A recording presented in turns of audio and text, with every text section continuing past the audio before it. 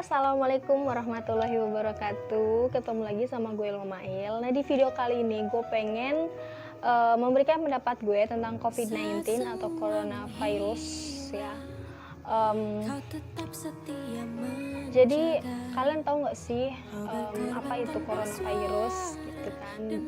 Tentunya gue yakin kalian semua pasti udah pada tahu karena kalian pasti udah merasakan apa efek dari coronavirus ini. Gue pengen ngasih informasi ke kalian tentang data COVID-19 yang ada di Indonesia saat ini. Gue ngambil dari kutipan Detik News, yaitu pemerintah mengumumkan data pasien dalam pengawasan PDP dan orang dalam pemantauan ODP Corona di Indonesia. Per hari ini, jumlah PDP bertambah menjadi 33.042 orang dan ODP menjadi 256.299 orang. Data ini dilihat dari situs resmi Gugus Tugas Percepatan Penanganan COVID-19, Rabu 13 Mei 2020. Data ini dikumpulkan hingga pukul 12 waktu Indonesia Barat. Pemerintah memastikan bakal terus melakukan uji spesimen untuk mempercepat pelacakan kasus virus corona di Indonesia. Menurut gue sih di sini tuh ada yang janggal dari data coronavirus di Indonesia ini. Karena kenalan gue dan keluarga gue meninggal di rumah sakit karena sakit jantung. Namun di awalnya pihak rumah sakit memberikan informasi kalau beliau almarhum tersebut meninggal karena terjangkit virus COVID-19 sebelum mengadakan hasil lab, sebelum melihat hasil labnya gitu. Jadi pasti ada kesedihan tersendiri untuk keluarga tersebut karena seperti yang kita ketahui para mayat yang terjangkit COVID-19 itu tidak dimandikan atau tidak dimakamkan dengan seperti biasanya, yaitu tetap menjaga jarak seperti itu. Nah, di kali ini gue sempat kecewa sama pihak rumah sakit gitu yang menyatakan pasien tersebut sudah terjangkit COVID-19, sedangkan beberapa hari setelah pemakaman kita menunggu hasil lab dan ternyata hasil dari lab mengatakan jika pasien tersebut meninggal karena jantung, bukan karena COVID-19. Sedangkan hari itu, hari di mana beliau meninggal, beliau termasuk ke dalam data orang yang terjangkit COVID-19 gitu. Jadi menurut gue di sini tuh kurang telitinya pihak medis ya gitu. Jadi ya bingung gitu, kita di sini tuh harus bagaimana. Tapi guys, gue di sini nggak menyalahkan siapapun. Tentunya gue jelas kecewa pasti dengan pihak medis tersebut karena kurangnya ada ketelitian sehingga membuat kita kurang percaya gitu dengan medis yang berbeda-beda dalam memberikan informasi.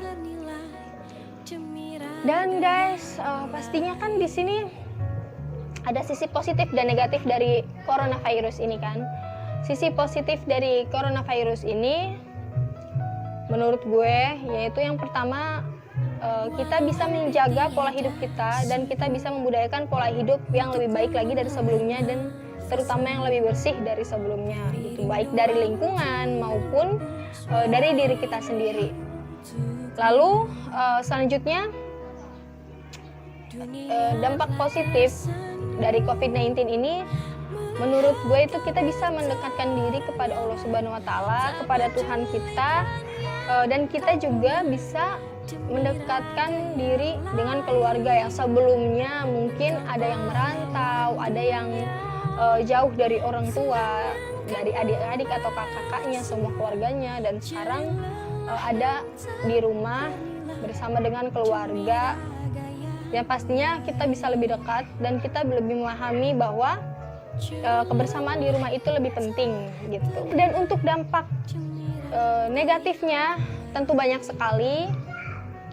Dampak umumnya itu yang pertama pasti penurunan tingkat ekonomi di Indonesia. Banyaknya orang kelaparan di Indonesia karena adanya PHK besar-besaran dari pabrik-pabrik dan perusahaan-perusahaan yang ada di Indonesia. Walau bagaimanapun kita tidak bisa menyalahkan perusahaan atau pemerintah karena ini tuh musibah dari Tuhan.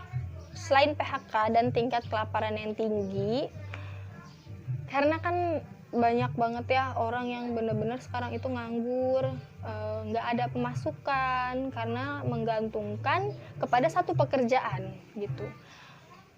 Minimnya pemasukan dan banyaknya pengeluaran itu membuat masyarakat menjadi tingkat ekonominya tuh menurun dari sebelum-sebelumnya gitu. Jadi itu krisis ekonomi untuk masyarakat Indonesia.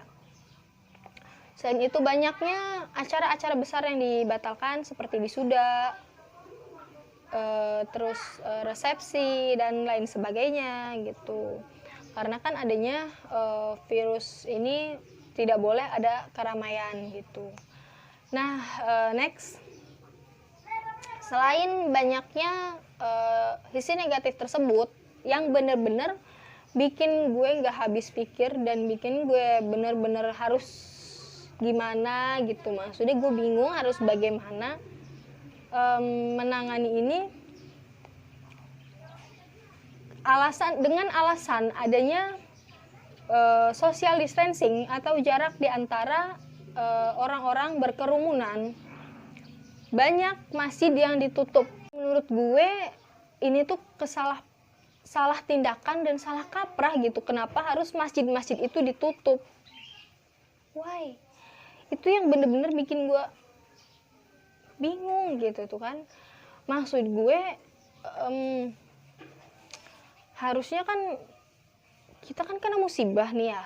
Nah, harusnya kan kita berdoa dan meminta kepada Tuhan agar musibah ini cepat berlalu gitu kan. Ya masih ditutup, sedangkan mall masih buka, masih bebas lagi. Tadinya seperti tutup, sekarang bebas lagi dengan cuma ada poster jaga jarak gitu kan.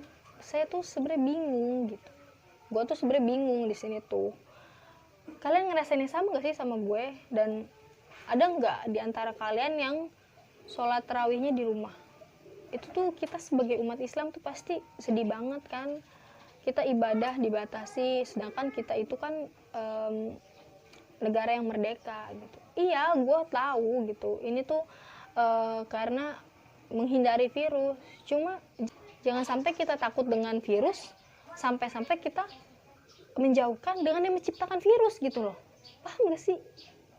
Jadi menurut gue harusnya di sini tuh kita tuh lebih banyak ikhtiar gitu, kita tuh lebih banyak berdoa harusnya gitu, kita tuh lebih banyak berdoa lagi, kita harus lebih meningkatkan ibadah kita lagi agar virus ini cepat hilang, karena nggak ada yang mustahil di dunia ini gitu kan, jika Tuhan berkehendak. Gue pengen ngasih tips ke kalian biar daya tahan tubuh kita kuat dan kita bisa terhindar dari virus-virus. Insya Allah juga bisa terhindar dari virus corona. Yang pertama itu sering-sering minum air hangat, karena bagaimanapun minum air dingin itu kurang bagus untuk kesehatan kita. Terus selain itu perbanyak olahraga, mau di rumah ataupun di depan rumah pagi-pagi, dan berjemur agar kuman-kuman yang menempel di badan kita itu terbakar gitu, terpapar sinar matahari gitu kan. Nah, terus selain itu juga gue pengen ngasih tips ke kalian, itu minum teh ditaruh dengan lemon. Jadi teh dicampur dengan air lemon itu menambah stamina tubuh dan kekebalan tubuh kita. Semoga video ini bermanfaat untuk kita semua. Sekali lagi gue tekankan, gue nggak menyalahkan siapapun. Nah, di sini gue pengen ngajak kalian untuk turut berpartisipasi sama gue dan relawan Banten lainnya untuk menyalurkan bantuan kita semua kepada orang-orang yang lebih membutuhkan. Pendonasi nanti gue taruh di deskripsi box. Semoga kita semua sehat selalu, dan gue ucapin terima kasih banget buat yang mau ngebantu dan mengulurkan tangan, dan bagi yang belum sempat untuk mengulurkan tangan atau belum bisa, gue harap doa dari kalian itu bener-bener kita butuhin banget. Terima kasih sudah menonton video ini, semoga bermanfaat. Wassalamualaikum warahmatullahi wabarakatuh.